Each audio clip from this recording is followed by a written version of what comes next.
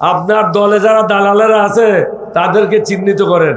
আমাদের কাছ থেকে আপনার কোনো বিপদ নাই, বিপদ হলো আপনার ঘরে যে দালালগুলি আছে তাদের কাছ থেকে আপনার বিপদ।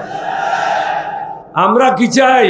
আমরা সুশাসন চাই, ন্যায় বিচার চাই, মানবতার বাংলাদেশ চাই, স্বাধীনতা সার্বভৌমত্ব অক্ষুণ্ণ থাকুক, বিদেশিদের হাত থেকে বাংলাদেশ মুক্ত থাকুক। আজকে জুলাইকে কেন্দ্র করে সমগ্র বাংলাদেশের লোক একসাথে হয়েছিল, কিন্তু হঠাৎ করে বিএনপিতে কি বলল?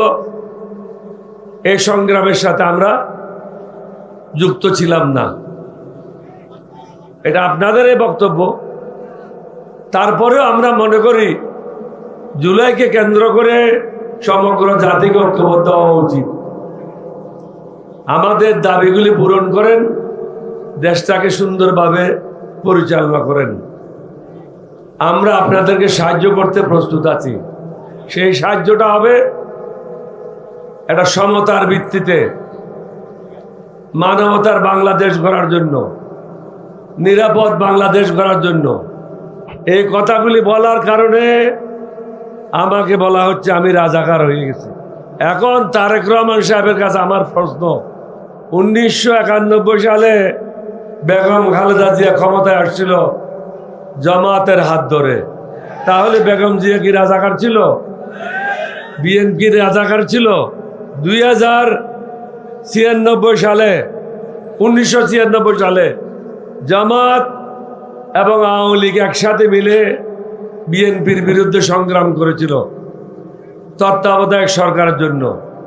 সুতরাং জামাত আওয়ামী লীগের সাথেও কাজ করেছে, 14 দলীয় ঐক্যজোটের সাথেও কাজ করেছে, বেগম জিয়ার সাথেও কাজ করেছে। 2001 সালে বিএনপির মন্ত্রিসভায় নিজামী সাহেব ছিল, মোজাহিদ সাহেব ছিল। আমি কিন্তু সেই মন্ত্রিসভায় ছিলাম না। তাহলে কি ওটা রাজাকারের মন্ত্রিসভা ছিল? আমার গায়ে গন্ধটা কোথায় পেলেন? আমি তো জামাতে যোগদান করি নাই। আমরা যারা বাংলাদেশের স্বাধীনতা সার্বভৌমত্ব রক্ষা করতে চায়, বিদেশিদের হাত থেকে বাংলাদেশকে নিরাপদ রাখতে চাই, বাংলাদেশের মানুষকে নিরাপদ করতে চাই, ইসলামিক আদর্শে বিশ্বাস করি, নবীর আদর্শে বিশ্বাস করি, আমরা ঐক্যবদ্ধ হয়েছি। এতে আপনাদের গাত্রদাহ হওয়ার কোনো কারণ তো আমি দেখি না। এটা ভারতের বয়ান, বাংলাদেশের মানুষকে বিভক্ত করে শাসন করা। তো দয়া করে এখনো সময় আছে। বিদ্যুৎ থাকবে না, গ্যাস থাকবে না, রাস্তা দখল হয়ে গেছে হকার দ্বারা। বিএনপির হকাররা সব রাস্তা দখল করে নিয়েছে। আপনি তো বিএনপির হকারদেরকে সামলাতে পারছেন না।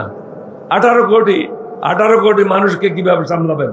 আগে ঢাকাটা পরিষ্কার করেন, তারপরে বুঝবো আপনি সত্যিকার অর্থে বাংলাদেশের মানুষের মঙ্গলের জন্য এসেছেন।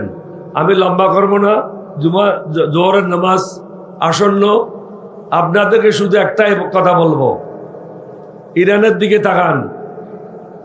ইমানে বলিয়ান হয়ে সমগ্র পৃথিবীকে দেখাই দিয়েছে ইমানের সাথে কেউ মোকাবেলা করা সম্ভব না। বেঈমান মুনাফিককে দিয়ে দেশের কখনো মঙ্গল হবে না। আপনারা কি ইমানদারের কাতারে আছেন? এটা হাত তুলে দেখান না। সাংবাদিক ভাইরা দেখেন, ইমানদাররা উপস্থিত হয়েছে, যুদ্ধ করার জন্য প্রস্তুত।